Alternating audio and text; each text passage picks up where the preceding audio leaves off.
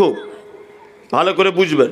আপনি একজন কি ভিক্ষুক, আমি একজন কোটিপতি লোক। আপনি আমার কাছে এসেছেন, এসে ঠিক এইভাবে বলছেন, এই কথা বলছিলাম আপনাকে, আপনাদের এখানে একটা লোকের 4 বেটা, বুড়ো বয়সে বাপেরা কি সিস্টেমে খায় বেটাদের কাছে? ইমাম সাহেবের মতো পালি খায়। 15 দিন করে সিস্টেম, যদি 16 দিন হয় তা বৌমারা বড় বড় চোখ বার করে আর বলে, বুড়া তুমি কি ক্যালেন্ডার দেখে খেতে পারো না? বলে আহা, মরা মানুষ লড়াচড়া করতে পারে না, দাঁত বার করতে পারে না, কথা বলতে পারে না। আমি এই কথাটা মরা মানুষের মতো করে আপনাকে বসে থাকার জন্য অনুরোধ করছি। চাদর ঠিক করবেন না, লড়াচড়া করবেন না, চুপচাপ মেরে বসুন। কথাটা কত ইম্পর্টেন্ট আপনার এক্ষুনি এইখান দিয়ে প্রমাণ হবে। এইখান দিয়ে যদি এখান দিয়ে প্রমাণ না হয় তাহলে ভাবতে হবে আপনার ভিতরে ইমানের কাজ করছে না, আপনার ব্যাটারির চার্জ নিচ্ছে না।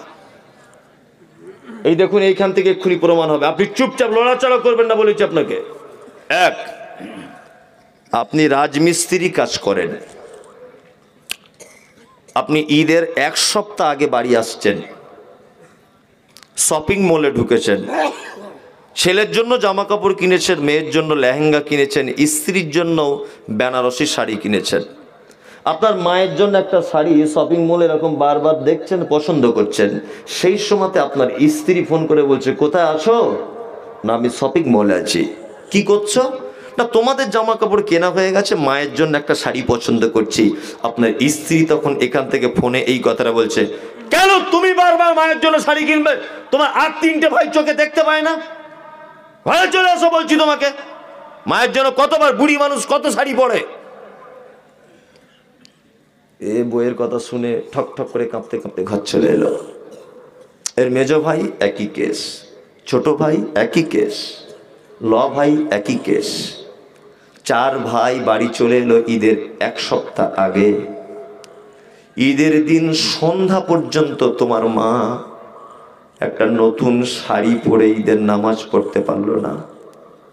তোমার আব্বা একটা নতুন লুঙ্গি পরে ঈদের নামাজ পড়তে পারলো না। তোমার মায়ের অপরাধ কি? না, তোমার মায়ের একটা চরম অপরাধ। তোমার মা ঈদের দিনে নতুন শাড়ি পেল না। তোমার মা পৃথিবীতে তোমাকে সূর্যের আলো দেখাতে গিয়ে পর পুরুষের সামনে তোমার মাকে উলঙ্গ হতে হয়েছিল। তোমার মা এত পর্দাশীল মহিলা, পাড়ার কোনো পুরুষ মানুষ তোমার মায়ের মুখ দেখেনি। কিন্তু সেদিন বাধ্য হয়ে তোমার মা কাপড় তুলে দিয়েছিল, যেদিন তোমাকে পৃথিবীতে জন্ম দিতে হবে, তাও পর পুরুষের সামনে। তোমার মা মানে তুমি জানো? তোমার মায়ের মাথার চুল কালো কুচকুচে হাঁটু পর্যন্ত দুলতো। পাড়ার মেয়েরা তোমার মায়ের মাথার চুল দেখতে আসতো। তোমাকে পৃথিবীর আলো দেখাতে গিয়ে তোমার মায়ের কালো কুচকুচে চুলগুলো লাল রক্তে জমাট বেঁধে গিয়েছিল। এটা তোমার মায়ের সব থেকে বড় অপরাধ। তোমার মা ঈদের দিনের সন্ধ্যা পর্যন্ত তোমার স্ত্রী 1 প্লেট সেবুই লাগছে কিছু দিল না, 1 প্লেট গোস্ত দিল না তোমার মাকে খেতে। বারান্দায় পড়ে আছে মশারির ভিতরে। তোমার মায়ের অপরাধ কি জানো? তোমার মায়ের অপরাধ এটা, তোমার মায়ের বয়স তখন 25 বছর। তোমার মা টকটকে অপরূপা সুন্দরী। ডাক্তারবাবু তোমাকে জন্মের জন্য বলেছিল নরমালে বাচ্চা হবে না, সিজার করতে হবে। সাদা ফর্সা চামড়াটা কেটে তোমাকে পৃথিবীর আলো দেখানো হয়েছিল। এটা তোমার মা সেই যে সিজারে সেলাই করে দিয়েছিল, আজও তোমার মা খাড়া হয়ে দাঁড়াতে পারে না। তোমার মায়ের এটা 3য় বড় অপরাধ।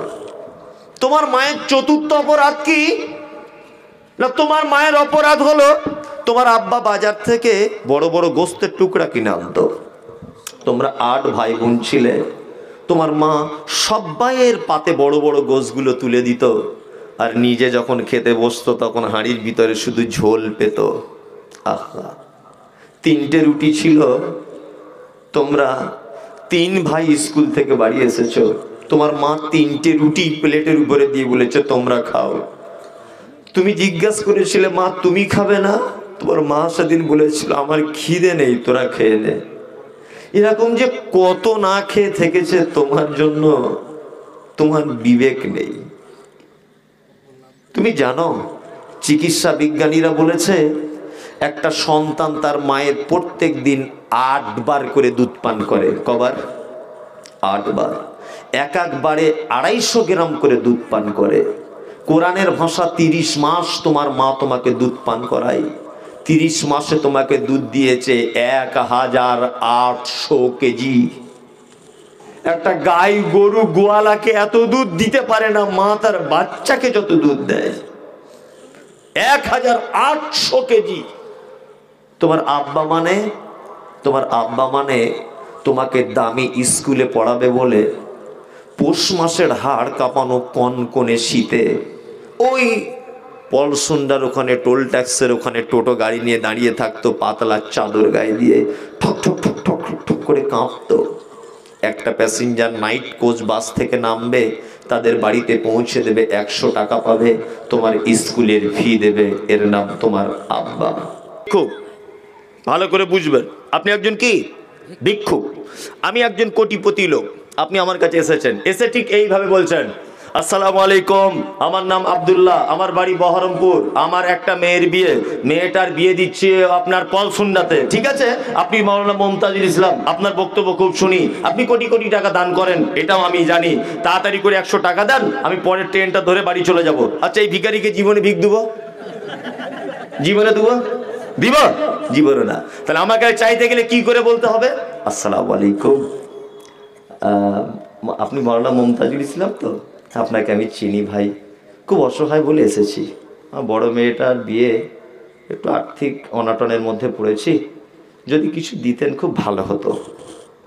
এই শায়েখের কাছে যদি আসে কেউ, এরকম একজন ভালো লোক, মনটা গলবে কি গলবে না যে 20 টাকা দিই লোকটার? বলবে কি গলবে না? আর এসে যদি ওইরকম করে বলে তাড়াতাড়ি দেন পরের ট্রেন ধরবো, হ্যাঁ? তা তুমি নামাজে কি বলো? কি বলো? আলহামদুলিল্লাহি রব্বিল আলামিন, আল্লাহ সমস্ত প্রশংসা তোমার, তুমি অসংখ্য জগতের মালিক। আর রহমানির রহিম, তুমি দয়ালু, তুমি করুণাময়। মালিকি ইয়াউমিদ্দিন, তুমি কিয়ামতের দিবসের মালিক। ইয়াকা না'বুদু, আল্লাহ তোমারই ইবাদত করি, ওয়া ইয়াকা নাস্তাঈন, তোমারই কাছে সাহায্য চাই। ইহদিনাস সিরাতাল মুস্তাকিম, আল্লাহ তুমি আমাকে সহজ সরল পথের পথিক করো আমাকে। এটা আপনি কার কাছে চাইলেন? আল্লাহর কাছে। তা আমি যেভাবে বললাম এইভাবে যদি না বলে আপনি যদি এরকম করে বলেন আলহামদুলিল্লাহ রাব্বিল আলামিন আর রহমানির রহিম মালিকি ইয়াউমিদ্দিন ইয়াকা না'বুদু ওয়া ইয়াকা নাস্তাঈন ইহদিনাস সিরাতাল মুস্তাকিম সিরাতাল লাযিনা আন'আমতা আলাইহিম। 20 রাকাত নামাজ 22 মিনিটে হয় কি করে? এই 20 রাকাত নামাজ তোমার 22 মিনিটে হয় কি করে? তোমার পাছাতে মেশিন লাগানো থাকে? বদমায়েশ কোথাকারে। তুমি আল্লাহর কাছে যখন যাইছো কি করবে? ধীর স্থির ভাবে সুবহানা রাব্বিয়াল আলা, সুবহানা রাব্বিয়াল আযীম, সুবহানাকা আল্লাহুম্মা বিহামদিকা আল্লাহুম্মা ইগফিরলি, আত-তাহিয়াতু লিল্লাহি আস-সালাওয়াতু ওয়াত-তাইয়্যিবাত, আল্লাহুম্মা ইন্নী আউযু বিকা মিন আযাবিল কবর, আউযু বিকা মিন আযাবি জাহান্নাম, আউযু বিকা মিন ফিতনাতিল মাসিহিদ দাজ্জাল।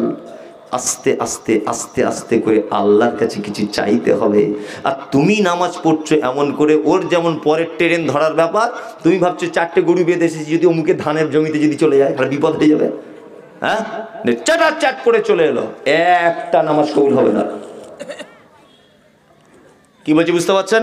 আল্লাহ তাআলা বলছেন ফেরদাউস নামক জান্নাতে এমনি দেবো না খেপা, এটা স্পেশাল জান্নাত, যাতা লোক ঢুকতে পারবে না। মুমতাজুল ইসলাম বক্তা চান্স পাবে না, 4 নম্বর হাজি সাহেব চান্স পাবে না, 5 নম্বরে হাজি ও চান্স পাবে না, শাইখুল হাদিস চান্স পাবে না। পাবে কারা? আল্লাহ তাআলা বলছেন আল্লাযীনা হুম ফি সলাতিহিম খাশিউন, যারা নামাজে খুব বিনয়ী। তুমি এমন করে দাঁড়াবে আল্লাহ যেন তোমাকে দেখছে, আর নয় মনে করো আমি আল্লাহকে দেখছি। আবার আমাদের মায়েরা, আমার মায়েরা এমন করে নামাজ পড়ছে বুঝলেন, সেজদায় যখন যাচ্ছে মনে হচ্ছে প্যারালাইসিসের রোগী, এমন করে গুড়ি হয়ে যাচ্ছে এরকম করে। হচ্ছে কি হচ্ছে না? আমি একদিন নানির বাড়িতে গেছি, তা গিয়ে নানিকে ডাকছি, নানি কই গো ঘরে আছো? দেখি দরজার ফাঁক দিয়ে এরম করছে, এরম করছে দরজার ফাঁক দিয়ে। যে কি ব্যাপার, কথা গাইছে না অথচ এরম করছে, কি ব্যাপার? তা তা মোটামুটি 2-3 মিনিট দাঁড়ানোর পরে এবার নানির ঘরে ঢুকেছি। নানি কি ব্যাপার, হাত এরকম কি করছিল? বলছি তুই খ্যাপা নাকি, বুঝিস না নামাজ পড়ছিলাম তো। আচ্ছা এখন আমি নামাজ পড়ছি না, তো হাত এরকম কে করছিল? বলছি ওটা করা যাবে তো, আমি তো মুখে তো কথা বলিনি, তুই বারবার ডাকছি বলে আমি এরম এরম করছি। কি আশ্চর্য ব্যাপার। হ্যাঁ, যে মায়েরা সাবধানে থাকবেন, নামাজ নারী পুরুষ একই হুকুম, দুটো একটা কাজ, শুধু পার্থক্য আছে, ওটা আর বলছি না, দুটো একটা কাজে পার্থক্য। তাহলে ফেরদাউসে যেতে গেলে এক, নামাজে কি বিনয়ী হতে হবে। 2, আল্লাহ তাআলা বলছেন আল্লাযীনা হুম আনিল লাগবি মুরিজুন, যারা আশার ক্রিয়াকলাপ থেকে বিরত থাকে। ইমাম নববী মুরিজুন শব্দের ব্যাখ্যা করেছেন যে বিরত থাকা, এবং মুরিজুন শব্দের অর্থ ইমাম নববী আরো অনেক ব্যাখ্যাতে বলেছেন। আমি 2-3টে ব্যাখ্যা আপনাদের সামনে বলছি। এই মুরিজুন শব্দের ভিতরে আছে গীবত, এই মুরিজুন শব্দের ভিতরে আছে চগলখড়ি, এই লাগবের ভিতরে, এর ভিতরে রয়েছে আপনার চগলখড়ি, এর ভিতরে রয়েছে আপনার কি যত রকমের বেফাঁস কথাবার্তা, যত রকমের অন্যায় আপনার জবানের মাধ্যমে হয়, লাগবে জবানের মাধ্যমে হয়, সবটা থেকে দূরে থাকতে হবে। আমি ওই জন্য বলছি, 2টা লোক কিয়ামতের মাঠে বাঁচা খুব কঠিন। 2টা লোকের, এক চায়ের দোকানদারদের আর 2 মুদিখানার দোকানদারদের। এরা যে কিয়ামতের দিনে কি অবস্থায় থাকবে আল্লাহ ছাড়া কেউ জানে না। দিদি বলছে এরা কি অপরাধ করলো? এদের অপরাধ এটা, এরা এই গীবত, পরনিন্দা, চগলখড়ির আসর জমানোর ব্যবস্থা করে। কি বলছি বুঝতে পারছেন না? কি করে? আসর জমানোর ব্যবস্থা করে। দোকানের সামনে 2টা চেয়ার পেতে দিল, আর বসে বসে 1 কাপ চা খায় আর 6 কাপের গল্প ঝাড়ে। ওর বউ এই করেছে, ওর মেয়ে কাল এই করেছে, ওর বেটা এই করেছে, ও মনে হয় লটারিতে টাকা পেয়েছে, এ হঠাৎ করে 2তলা বাড়ি করলো কি করে বল দেখি। এই সব নানান কথাবার্তা না হয় কি হয় না, বাস্তব বলছি না অবাস্তব? আরে ওই জন্য হাসার আগে একটু বুঝেন কথা, হাসির কথা নাকি এগুলো? তো হাসির কথা নয়, শাইখ যেটা বলছেন আপনি বুঝতে থাকুন যে এই যে কথাগুলো আমরা বাস্তবে করছি কি করছি না করছি।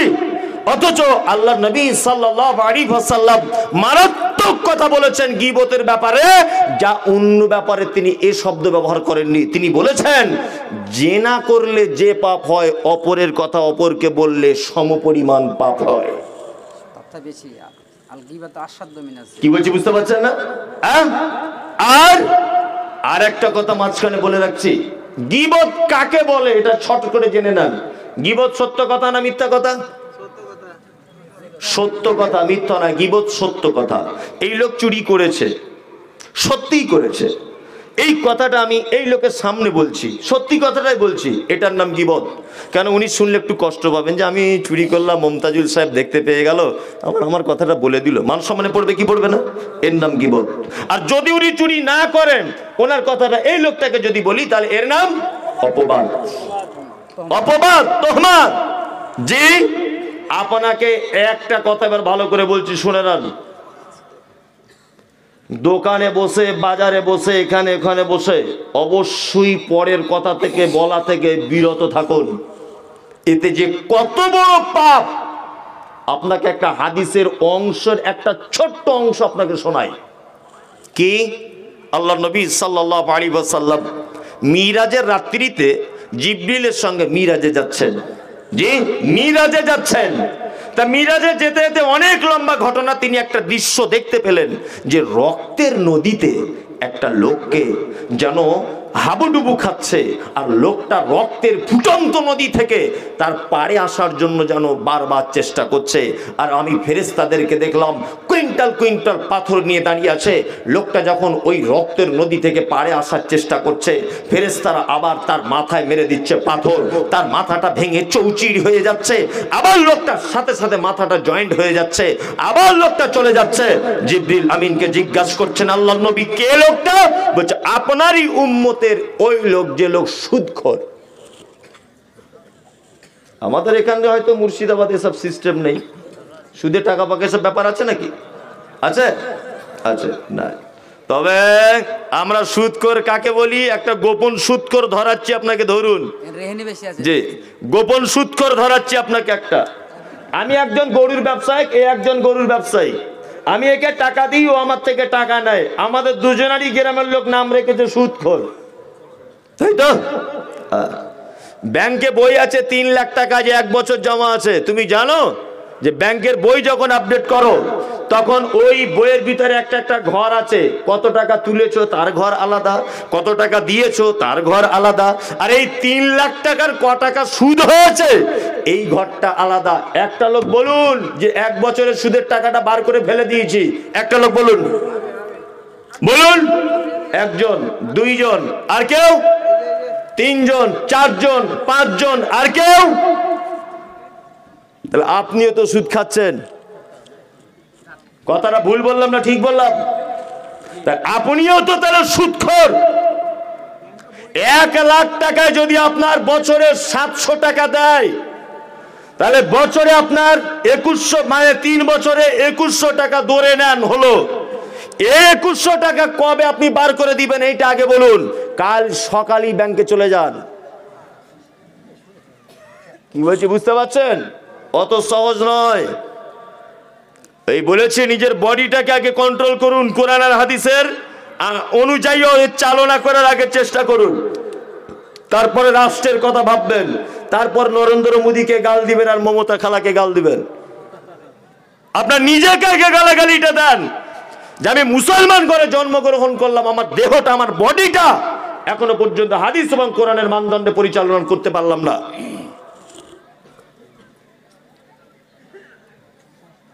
সুদ মারাত্মক বড় পাপ।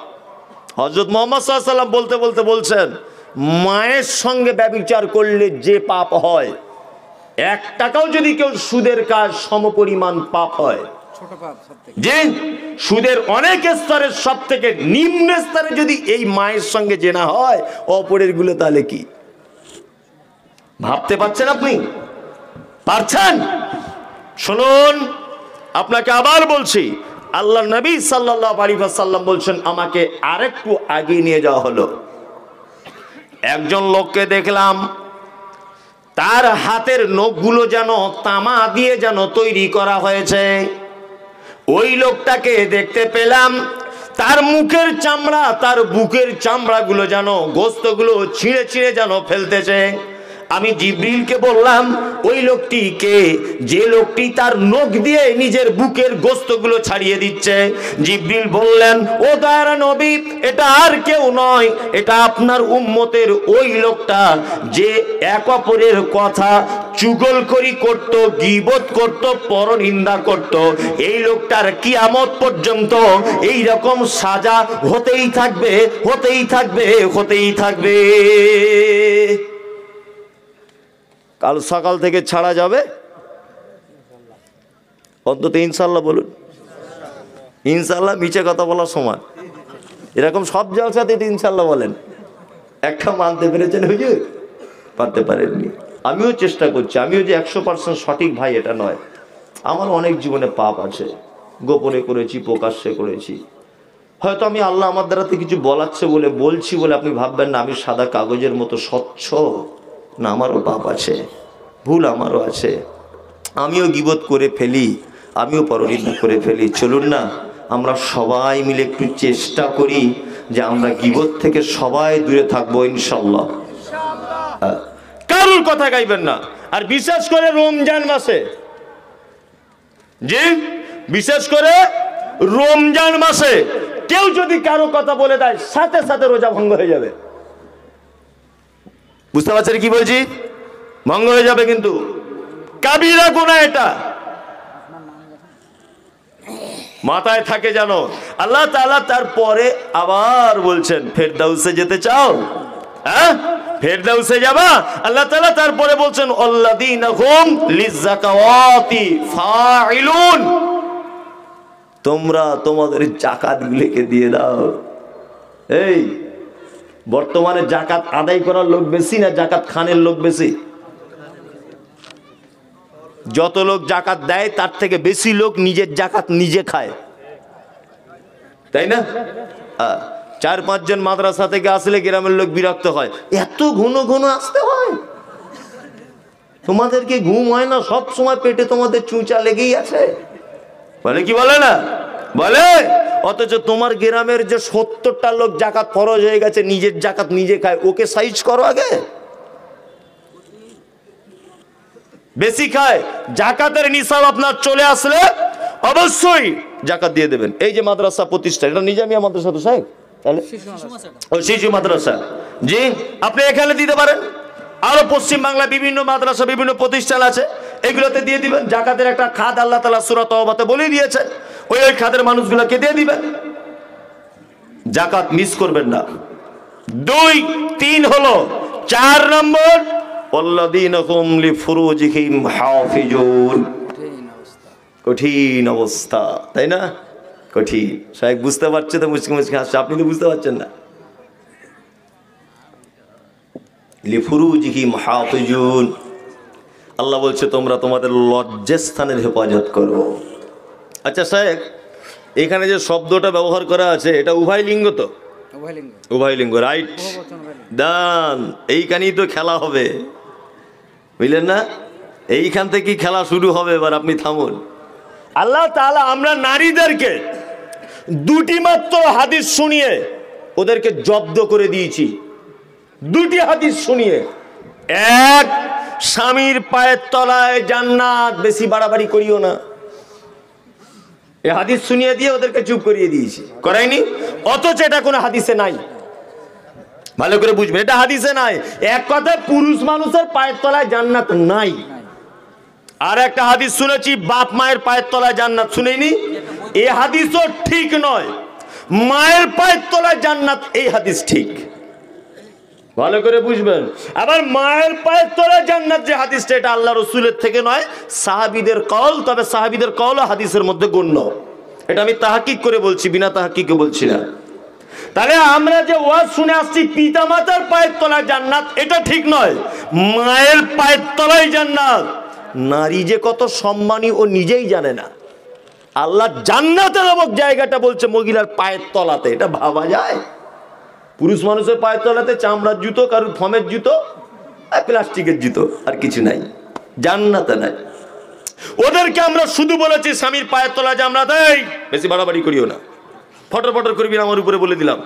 আমি যদি রাগ করি তুই মরে গেলি জাহান্নাম চলে যাবি, বুঝলেন না? এটাও ভাবছে কি ভাবছে না? আর একটা কথা বলে ওদেরকে আমরা ঘরে ঢুকিয়ে দিয়েছি। 2, পরপুরুষের সামনে মুখ দেখানো যাবে না, তোকে ঘরের ভিতর থাকা লাগবে। ও তখন দেখছে ওরে বাবা বিপদ হয়ে যাবে যদি পরপুরুষকেও দেখে নেন, তাই তো? এইবার এখানে একটা কথা বলি, নারী, আল্লাহর নবী সাল্লাল্লাহু আলাইহি ওয়াসাল্লাম বলছেন কোন নারী যেন তার স্বামীর প্রশংসা অন্য কোন নারীর কাছে না যেন করে। তার স্বামীর প্রশংসা অন্য কোন নারীর কাছে যেন না করে।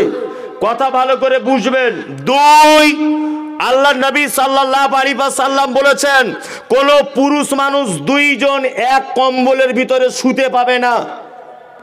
মেয়ে যদি সাবালেগা হয়ে যায়, বালেগা যদি হয়ে যায়, তার যদি যৌবন যদি চলে আসে, 2 জন নারী একটা কম্বলের ভিতরে শুতে পাবে না।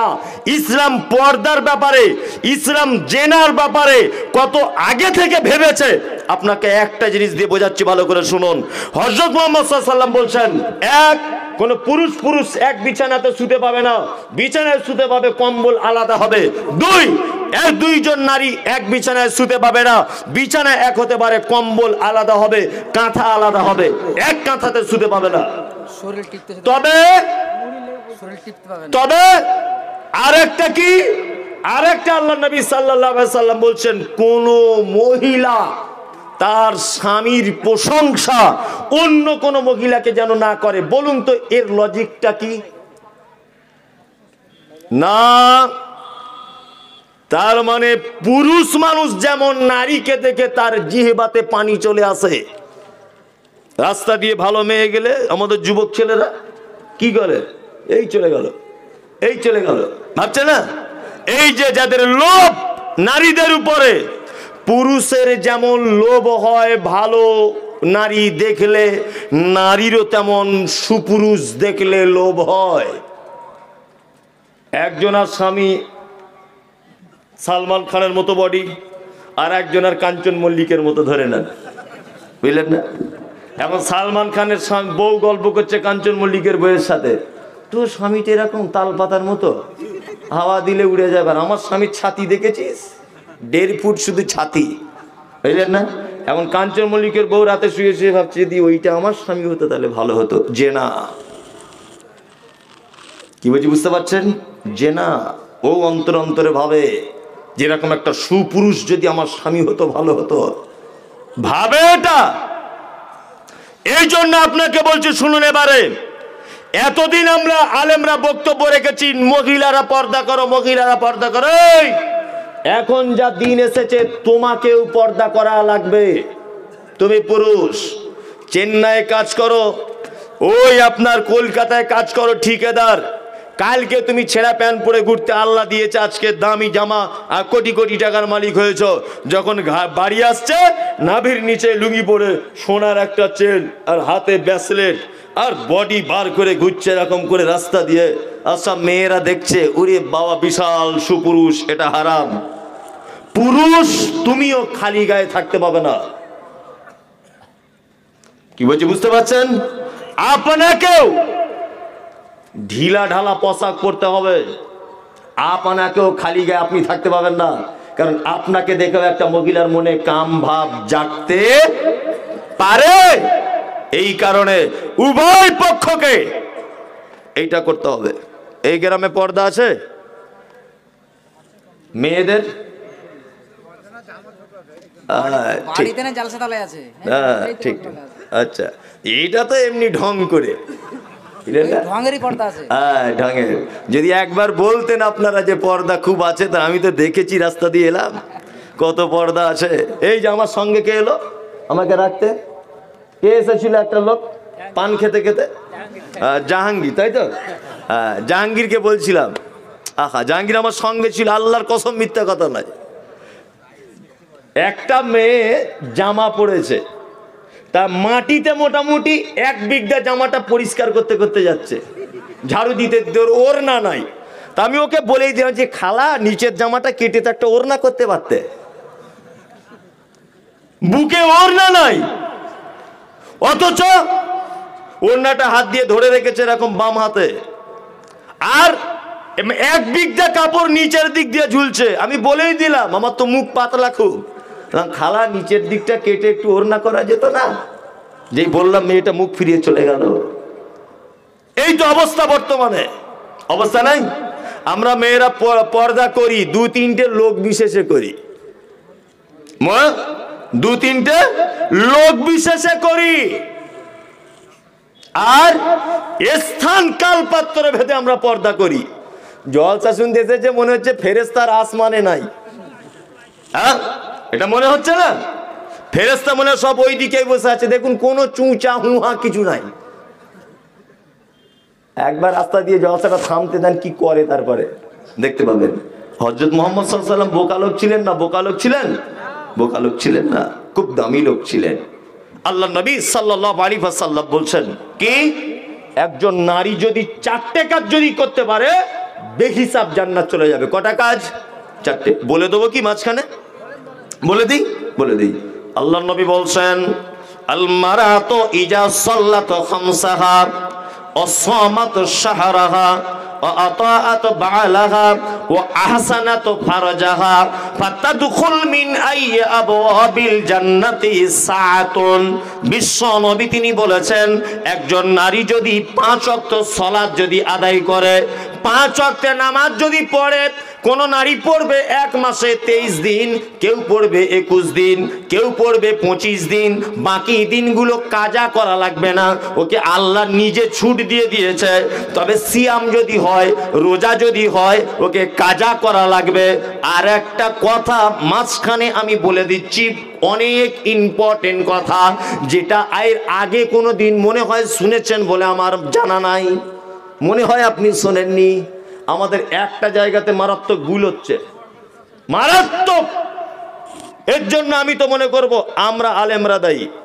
আর প্রত্যেক মসজিদের ইমাম সাহেবের জন্য দায়ী, আর প্রত্যেক গ্রামের আমার আপনার মতো এনার মতো আলেমরা এর জন্য দায়ী। নিজেদের কথা ওই জন্য একটু জোর করে বলছি। কি এই জোহরের নামাজের ওয়াক্ত আসছে কটায়? এখন 11:10 মনে হয় 11:10, আমি অনেকদিন দেখিনি, একটা আন্দাজ ধরে নেন 11:10 ধরে নেন। আপনাদের মসজিদে আজান হয় কটায়? 12:15, তাই তো? 11:10 ওয়াক্ত এলো, 11:30 একটা লোক মারা গেল। এই লোকটা এই যে জোহরের নামাজ পড়লো না, এই নামাজ না পড়ার পাপ হলো। ভালো করে বুঝবেন কি কথা বলছি। একটা মেয়ের মেন্স শুরু হলো 11:30টায়, ভালো করে বুঝবেন। 11:10 জোহরের ওয়াক্ত আসছে, 12:30টার সময় ওর মেন্স শুরু হচ্ছে, 11:30টায়। তাহলে ও মাঝখানে টাইম পেল কত মিনিট? 20 মিনিট। এই 20 মিনিটেও জোহরের নামাজ যে পড়লো না, এই নামাজটা ও নামাজ না পড়ার সাজা গ্রহণ করবে।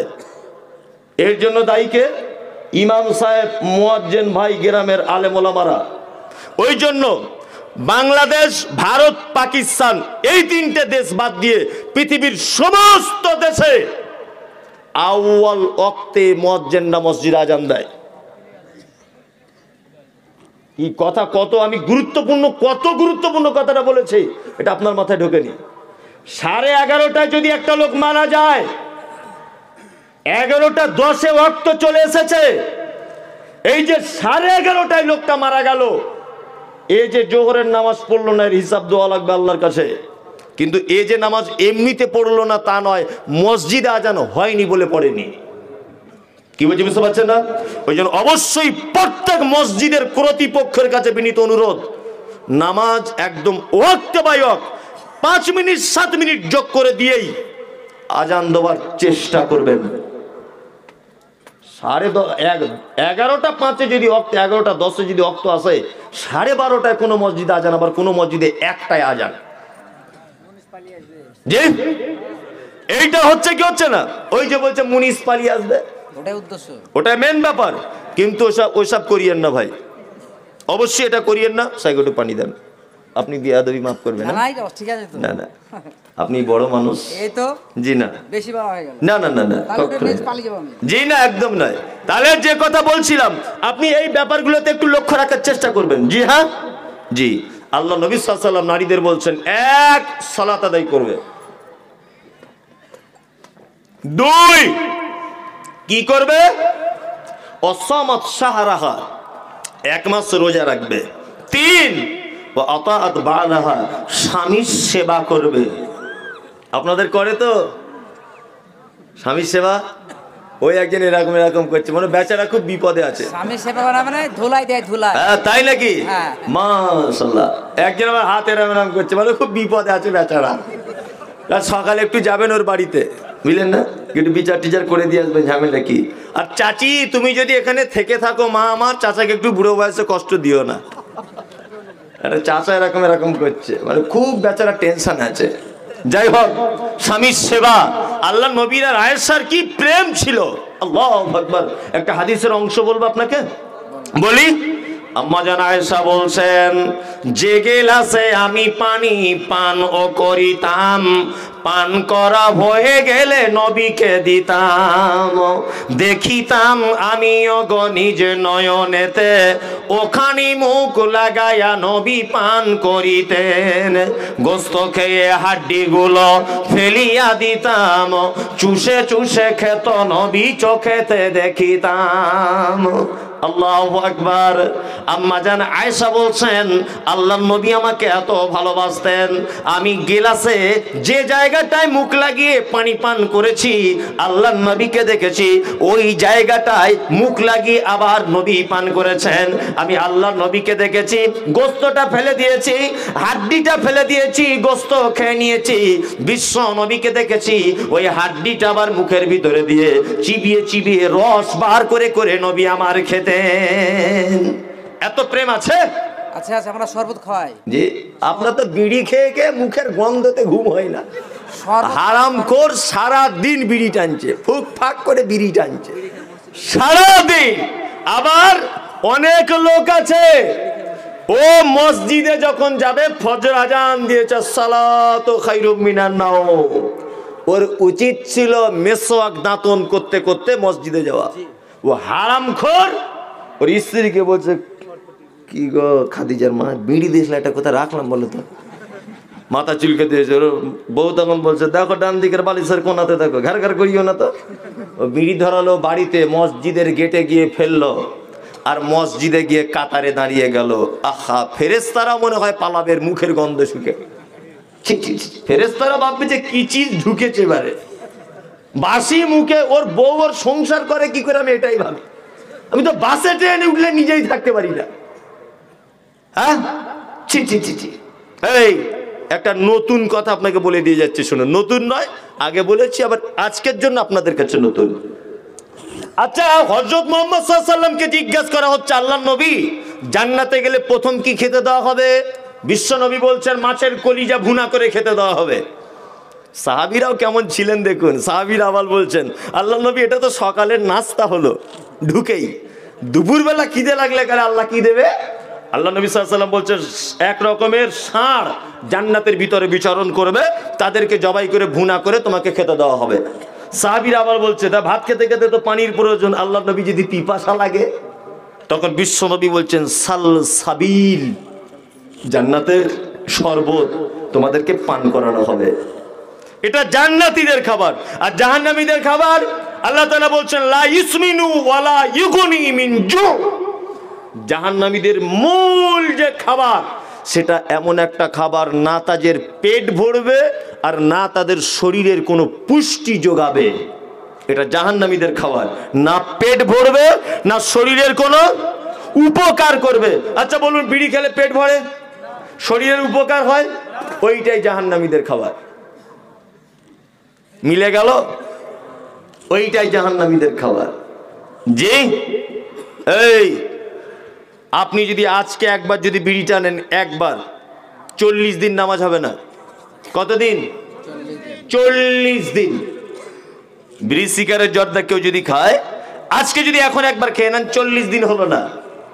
এবার একটা কথা বলি, এই 40 দিনের মধ্যে লোকটা যদি মারা যায়, জাহান্নাম চলে যাবে, জাহান্নাম চলে যাবে। তার মানে এবার ভেবে দেখুন তো, আপনি এখনো পর্যন্ত সোজা রাস্তা আছে কিনা? আছেন? বক্তা নিয়ে আসবেন নাকি? না না না, চালান বাবা, আমি তো অসুস্থ সাহেব, 12টা পর্যন্ত বলি। আলহামদুলিল্লাহ খুব ভালো আছে। আল্লাহ ভালো তো আছে, আমি বুঝতে পারছি, আমাকে একটু ভালো থাকতে দেন। জি জি জি, শুকরিয়া। তাহলে আপনাকে বলে দিলাম, নেশাদার দ্রব্য। আমি সব বিষয়গুলো একটু একটু করে বলছি, কেন জানেন তো? এতদিন পরে একবার জলসা, একটা বিষয়ের উপরে আলোচনা করে দিয়ে আমিও চলে যেতে পারি 4টে ঘটনা বলে লম্বা। আমি চাইছি যে আপনার জীবনের সব কিছু একটু একটু করে উপকার হোক, তাই না? ওই জন্য একটু একটু করে সব বিষয় আপনার উপকার করতে চাইছি। সুদের ব্যাপারে একটু বললাম, গীবতের ব্যাপারে একটু জানতে তো পারলেন, এই নেশার ব্যাপারে একটু জানতে পারলেন, আপনার উপকারের জন্য। যদি বলছেন আপনি মনে হয় বক্তব্য দিতে পারেন না, দেখবেন 4টে ঘটনা বলবো 4 ঘন্টা, এক্ষুনি হয়ে যাবে, কিন্তু ওটা আপনার উপকার হবে না। এই যে ছোট ছোট করে বলছি, এটা আপনার দিমাগে থাকবে, মাথায় থাকবে। অবশ্যই নেশার জিনিস আপনি ত্যাগ করে দেন। কি বলছি বুঝতে পারছেন? আপনি জাহান্নামে ধরা পড়ে যাবেন, খুব কঠিন হয়ে যাবে। আপনি নেশার জিনিস ছাড়তে পারছেন না তো? আর একটা কঠিন হাদিস বলবো, খুব কঠিন বলবো, এই দেখুন বলে দিই। আল্লাহ নবী সাল্লাল্লাহু আলাইহি ওয়াসাল্লামকে সাহাবীরা জিজ্ঞাসা করছেন, আল্লাহ নবী, কেউ যদি নেশাদার দ্রব্য পান যদি করেই নেয়, তাকে কি ক্ষমা করা হবে না? বিশ্ব নবী বলছেন, নিশ্চয়ই, সে যদি তওবা করে ক্ষমা হবে। সাহাবীরা কেমন প্রশ্ন করেছেন আমাদেরকে সহজ করার জন্য, আল্লাহু আকবার। সাহাবীরা বলছেন, আল্লাহ নবী, লোকটা যদি দ্বিতীয়বার আবার যদি পান করে? আল্লাহ নবী সাল্লাল্লাহু আলাইহি ওয়াসাল্লাম বলছেন, লোকটা যদি দ্বিতীয়বার আবার তওবা করে, ক্ষমা হয়ে যাবে। সাহাবীরা বলছেন, আল্লাহ নবী, লোকটা যদি তৃতীয়বার আবার যদি পান করে নেশার জিনিস? বিশ্ব নবী বলছেন, তাকে আর ক্ষমা করা হবে না, তাকে জাহান্নামের ভিতরে ঢুকিয়ে দেওয়া হবে। আর না করিবে কোনো বন্ধু কোনো উপকার, জাহান্নামে পুড়ে সে গো হবে ছারখার। পানি পানি বলে যেদিন চিৎকার করিবে, তিনাতুল খাবাল গো পান করাইবে। রক্ত পুঁজের তৈরি এমন সে শরবত, রক্ত পুঁজের তৈরি এমন সে শরবত, খেতে দিবে নেশাদার দ্রব্য পানকারীদের জন্য। ফরমান রাসূলুল্লাহ সাল্লাল্লাহু আলাইহি ওয়াসাল্লামের। আল্লাহর নবী তিনি বলেছেন ওই লোকটাকে জাহান্নামের ভিতরে দিয়ে দেওয়া হবে, আর জাহান্নামের ভিতরে পানি পানি বলে যখন চিৎকার করবে, ওই লোকটাকে তখন রক্ত আর পুঁজ দিয়ে তৈরি তিনাতুল খাবাল বলে একটা শরবত, ওই শরবতটা ওই লোকটাকে পান করানো হবে। সাহাবীরা বলছেন ও দয়ার নবী গো, কতদিন পান করানো হবে? বিশ্ব নবী তিনি বলছেন ওর যতবার পিপাসা লাগবে, ঠান্ডা পানি পানি বলে যেদিন চিৎকার হবে, ওকে রক্ত আর পুঁজের তৈরি শরবত পান করানো হবে। একটা লোক বলুন তো আজকে থেকে ছেড়ে দেব। আপনি খেতেন কিছু? খেতেন না, হাত তুললেন কেন? ছেড়ে দিবে ছেড়ে দিবে। হ্যাঁ, আপনি যে খেতেন একটা লোক হাত তুলুন। ওরা তুলেছে, ওরা খাইতে। আপনি খান? আচ্ছা, একটা লোক হলো, তাহলে আপনি খান। দুটো লোক হেদায়াত হলো, হাত রাখুন, হাত রাখুন, রেখে দেন। আর একটা লোক, তাহলে আপনার ফেরেশতা তো তাহলে। আচ্ছা ঠিক আছে, তুমি মাইকে বসো তো, আমি এদের পকেটগুলো চেক করে আসি একবার। যাব, দেখবো কতজনের আছে। জি, কতজনের বিড়ি নিয়ে মসজিদে নামাজ পড়তে যায়? যায় না? যে ও হুজুর নামাজ হচ্ছে তো, ফেরেশতারা শুধু পালিশ করছে, একবার আয়, ব্যবস্থা করছি একবার। ছি ছি ছি ছি, নেশার জিনিস ছেড়ে দেয়, এটা হারাম। আবার কোন কোন হুজুর বলছে মোকুরু, বুঝছে না? বলছে মোকুরু। এই মোকুরু আবার কি? খ্যাপা হুজুর পড়াশুনো জানে না, মোকরু মানে জানে না। মোকরুর বাংলা অর্থ হচ্ছে আপত্তিকর, তাই তো? তা হযরত মুহাম্মদ সাল্লাল্লাহু আলাইহি ওয়াসাল্লাম আপত্তিকর জিনিসকে প্রাধান্য দিবেন? আর সব থেকে বড় কথা, বিড়ি হারামের দলিল হাদিস কোরআন বাদ দেন, বিড়ি সিগারেট কোম্পানিরাই দলিল।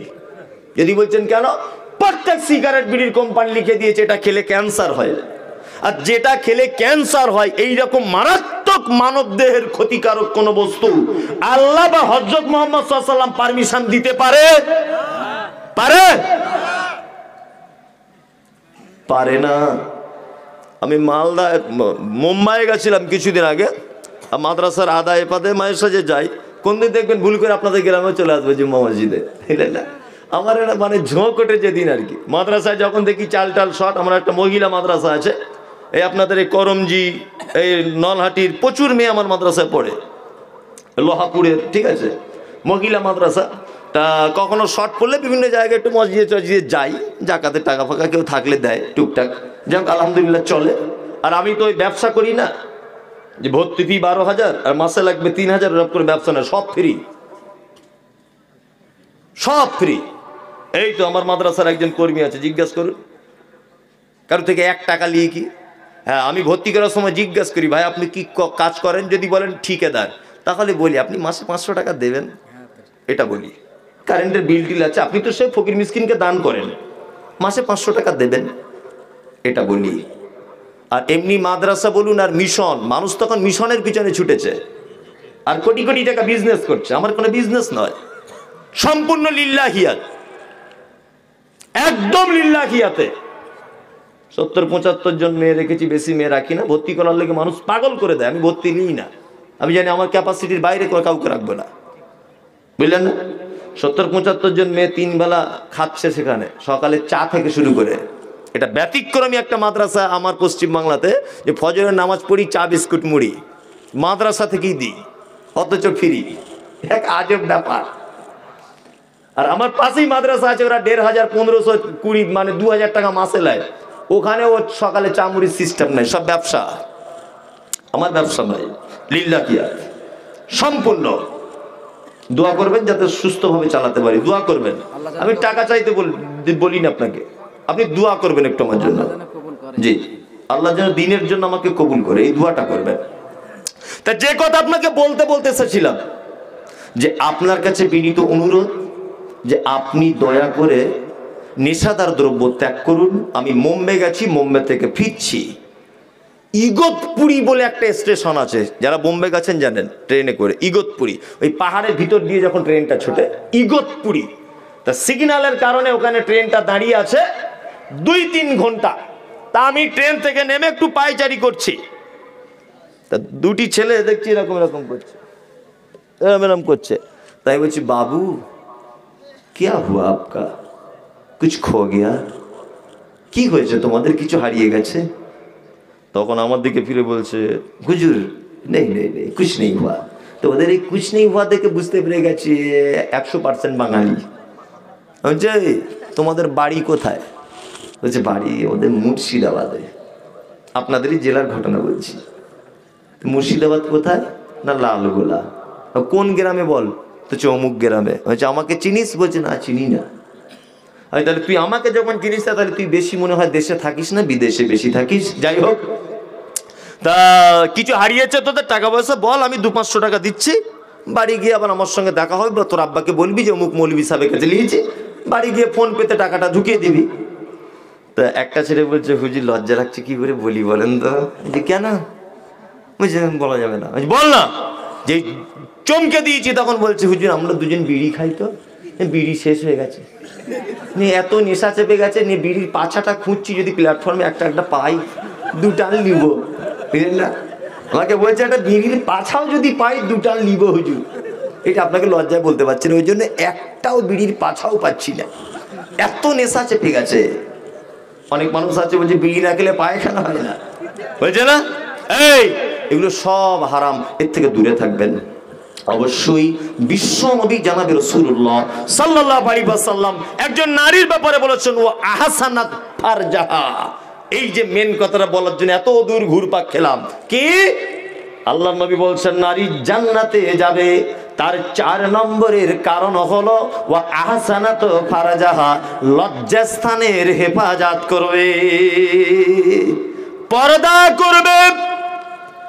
সারা পৃথিবীতে কোথায় কোথায় নারী দেখবেন, কোথাও বাঁচার রাস্তা নাই। আপনাকে একটা ছন্দের মাধ্যমে শুনিয়ে দিই, এই এলাকায় কোনোদিন আসি নাই, নতুন এসেছি বলে বলে দিয়ে যাচ্ছি। আমার ছন্দগুলো সব ওই ভাই সাহেব মুখস্থ করে রেখেছে, মানে আর কিছুদিন পরে আমাকে আর লোক ডাকবে না, বড় বিপদ হয়ে গেছে। বলছে, হুজুর আপনি যা বলেন আমার সব মুখস্থ হয়ে গেছে। আমি আলহামদুলিল্লাহ, বয়সকালে তো আমাদের মুখস্থটা করেছে। যে কত জায়গাতে নারী আর নারী, বেপরদা নারী। রাগ করো না বলছি আমি, শোনো দিয়া মন, আর কেমন এতে মোদের ঘরে নারীর আগমন। যতই করো নামাজ রোজা, দেখাও পরহেজগারি, বাজারেতে কিনলে শাড়ি সঙ্গে পাবো নারী। আসল নারী মা হাওয়া এলো দুনিয়াতে, ওই নারী হতে এত নারী হিসাবকে বা রাখে। বর্তমানে দেখি শুধু নারীর আমদানি, নারীর ফটোয় ব্যবসা চালায় হাজারো দোকানি, মৌলবী ও মাওলানা আর হাজি গাজী ভাই। বর্তমানে নারীর হাতে বাঁচার উপায় নাই, রেডিও টেলিভিশন আরো সিনেমা হলে দলে দলে যাচ্ছে পুরুষ নারী আছে বলে। দেশে লাইটা হাতে নিয়ে ঠুকতে যাব কাঠি, ঠোকার আগে তার উপরে আছে নারীর পাটি। নববর্ষের দিনে দেখো হাজার দোকানদার নারী মার্কা ফটো দিয়ে দিচ্ছে ক্যালেন্ডার। বাজারেতে চা বিস্কুট আনবে সবাই কিনে, সেটাই দেখো নারীর ফটো বিস্কুটের ওই টিনে। আলকাতরা টিনে দেখো নারীর ফটো আছে, বেশি দামে আলকাতরা বিক্রি হবে বলে। পানের সঙ্গে জ্বর দেখাবেন 300 পাতির কোটো, সেটাই দেখো বাদানাইকো আছে নারীর ফটো। ফটো, নিজের টাকায় সাবান কিনে ময়লা দূর করে, ময়লা দূর যেমন তেমন নারীর ফেরে পড়ে। ইফকো কিনুন, পটাশ কিনুন, রাসায়নিক সার, তার বস্তার উপর দেখতে পাবে নারীর পিকচার।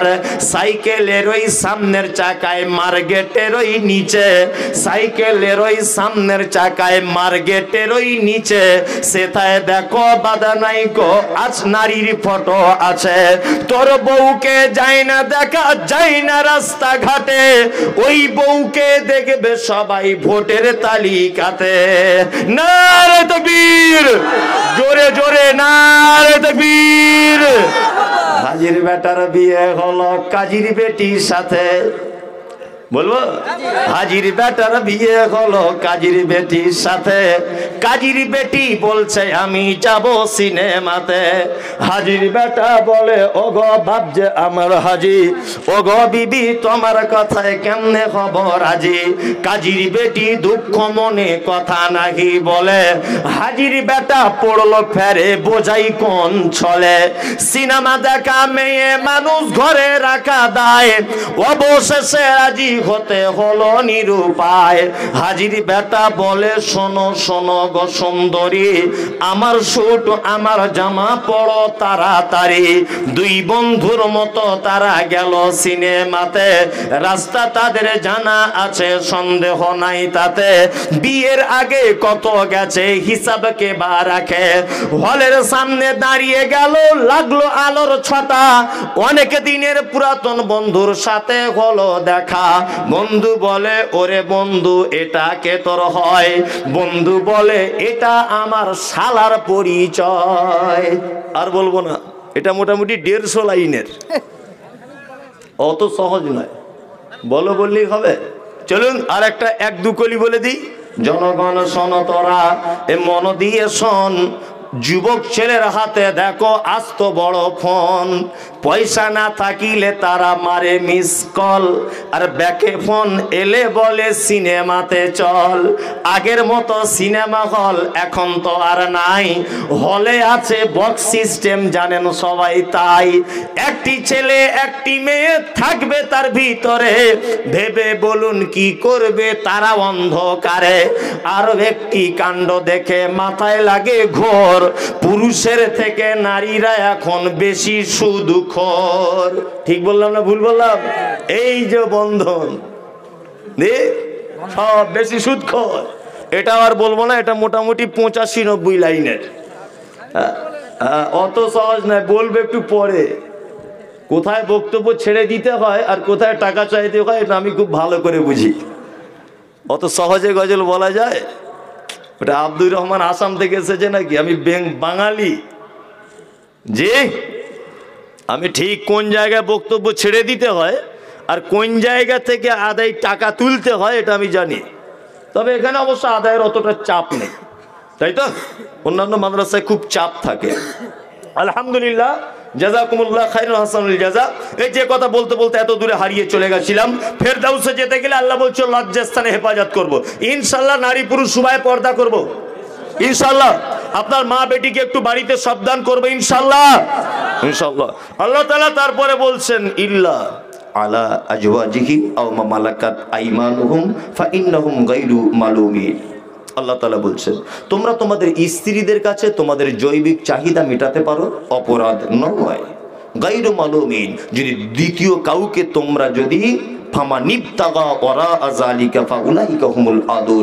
স্ত্রী ছাড়া বৈধ পন্থা ছাড়া অবৈধভাবে যদি তোমার যৌবনের পরিচর্যা যদি করতে তুমি চাও, আল্লাহ বলছে আদুন, তুমি হবে সীমা লঙ্ঘনকারী। তারপর আল্লাহ তাআলা বলছেন আল্লাযীনাহুম লিআমানাতিহিম ওয়া আহদিহিম রাউন, যারা নিজেদের আমানত রক্ষা করে, প্রতিশ্রুতি রক্ষা করে। আল্লাহ তাআলা তারপরে বলছেন আল্লাযীনাহুম আলা সালাওয়াতিহিম ইউহাফিজুন। আর শেষে আল্লাহ তাআলা বলছেন যারা সালাত সমূহকে হেফাজত করে। এইখানে গুটি কত কথা, এইবারে ভেজাল লেগে যাবে। আচ্ছা, কারা কারা 5 ওয়াক্তে নামাজ পড়েন? হাত তুলুন। 5 ওয়াক্ত তুলুন। কেউ বাদ থাকবেন না, আমি একটা জিনিস দেখাবো, রাখুন। শুধু জুম্মাতে পড়েন তারা, কেউ হাত তুলবে না, অত সহজ নয়। এই 5 ওয়াক্তদের দেখি চোরগুলো ধরা গেছে আর কি। পবিত্র আল কোরআনে আল্লাহ তাআলা বলছেন ফাওয়াইলুল লিল মুসাল্লিন, ওয়াইল নামক স্পেশাল একটা জাহান্নাম আছে নামাজীদের জন্য। আল্লাযীনা হুম আন সালাতিহিম সাহুন, যারা তাদের নামাজে অস্বস্তি বিরক্তি বোধ করে। আল্লাযীনা হুম ইউরাউন, কাদের জন্য ওয়াইল নামক জাহান্নাম? যারা লোক দেখানো নামাজ পড়ে। শুনুন, আমি মুমতাজুল ইসলাম কড়া কথা বলে যাচ্ছি, শুধু যারা জুম্মার নামাজ পড়ে ওদের জন্য ওয়াইল নামক জাহান্নাম। এই মুমতাজুল ইসলাম বলে যাচ্ছে, এই কথাটা কে কেটে দিবে একবার কেটে দিক। শুধুমাত্র যারা জুম্মার নামাজ পড়ে 5 ওয়াক্ত পড়ে না ওদের জন্যই ওয়াইল নামক জাহান্নাম। যারা শুধুমাত্র জুম্মার নামাজ পড়ে ওদের জন্যই ওয়াইল নামক জাহান্নাম। কারণ আল্লাহ বলছে ইউরাউন, ওয়াইল নামক জাহান্নাম ওদের জন্য যারা লোক দেখানো নামাজ পড়ে। জুম্মার দিনে পড়া মানেই লোক দেখানো নামাজ পড়া। এবার একটা কথা বলছি, আমি 2 জুম্মা আগে, কালকে জুম্মার দিন নাকি? হ্যাঁ, কালকে কোথায় জুম্মাটা পড়বো তাই ভাবছি মনে মনে। না না, আমি তো একা জুম্মা এমনি পড়ি না, জুম্মা পড়লে আমি টাকা চাই মানুষ মাদ্রাসার লেগে না। জি না, যাই হোক, আচ্ছা আলহামদুলিল্লাহ জুম্মার দিন চলছে। বলছি এখন ঘটনা হলো কি না, ঘটনা হলো জুম্মার নামাজ পড়াতে যাচ্ছি, তো একটা লোক আমাকে বলছে হুজুর একটু খাতায় নামটা তুলে দিবেন। যেটা ভাই কেমন কথা হলো? বলছে আপনারাই তো বলেন যে আজান হলে ফেরেশতারা খাতা বন্ধ করে বসে পড়ে, তা আমি তো আজানের পরে যাব, ওই জন্য আমার নামটা একটু এন্ট্রি করে দিবেন। বাহ, ভালো নামাজি তো তুমি। হ্যাঁ, আর মানুষের একটা ছোট থেকে হাদিস শুনে আসছে যে জুম্মার দিন 1 সপ্তাহ পাপ ক্ষমা করে দেওয়া হয়। শুনে আসছে না? এইবার বলি কাদের ক্ষমা করা হয় এটা জানা উচিত কি উচিত নয়? উচিত। জি জি, এটা বলি শুরু করব। জানা উচিত কি উচিত নয়? উচিত। আপনাদের এখানে জব কার্ড আছে সব বাড়ি বাড়ি লোকের? আছে জব কার্ড। কালকে পঞ্চায়েত ঘোষণা করে দিয়েছে যে 13 তারিখে টাকা দিবে জব কার্ডের, পাঞ্জাব ন্যাশনাল ব্যাংকে। তা মোটামুটি লাইনে 200 জন লোক দাঁড়িয়ে আছে। তা কারি সাহেবের জব কার্ডটা ব্যাংকের ক্যাশ কাউন্টারের যা আছে অফিসার ও চেক করে বলছে হ্যাঁ হ্যাঁ আপনার তো 12টা হাজিরি করা আছে, টাকা পেয়ে গেল। এই যে আমার ভাই জাবেদ, খুব ভালো ছেলে, আমার তো বয়সের ছোট, তুমি বলে কথা বলি। আমার মাদ্রাসার একজন খুব ভালো কর্মী, খুবই ভালো কর্মী আমার মাদ্রাসার, মানে আমার অনুপস্থিতি তো টোটাল দেখাশুনো করে সব, আলহামদুলিল্লাহ ফ্রিতে, কোনো যে 1 পয়সা বেতন নেয় তাও নেয় না, 1 পয়সাও নেয় না, আলহামদুলিল্লাহ শুক্রিয়া। তা এ জব কার্ডটা দেখিয়েছে, তখন ক্যাশ কাউন্টারের ম্যানেজার বলছে ভাই আপনার তো কাজ এন্ট্রি করা নেই একটাও। তখন বলছে কেন সবাই জব কার্ডে টাকা পাচ্ছে আমি পাবো না কেন?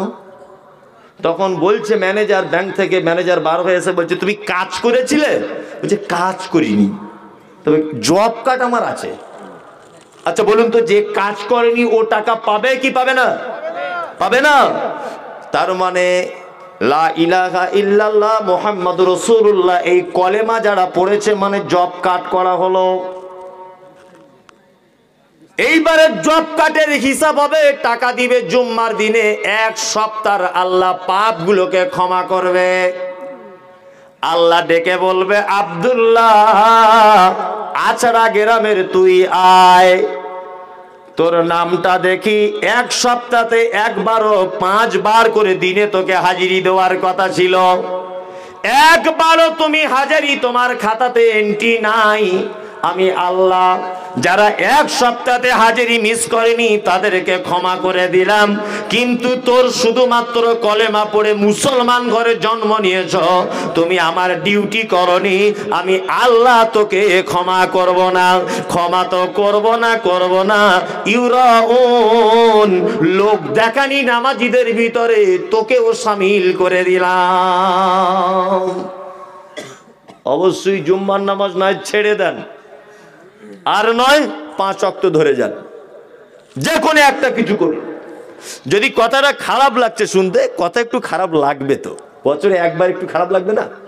সারা জীবন যে আপনারা চায়ের দোকানে বসে আমাদের কি যে করেন সেটা আমরাই জানি, বুঝলেন না? মৌলী সাহেবরা পরের খায়, এই করে তাই করে, মাদ্রাসায় থাকে, ইমামতি করে, পরের বইয়ের ভাত খায়, বড় বড় কথা বলে। কি কথা বলেন? আমি আজকে সুযোগ পেয়েছি, আপনাকে সহজে ছাড়লে হবে? আমি একটু পালিশ করে দিয়ে যাই, বুঝলেন না?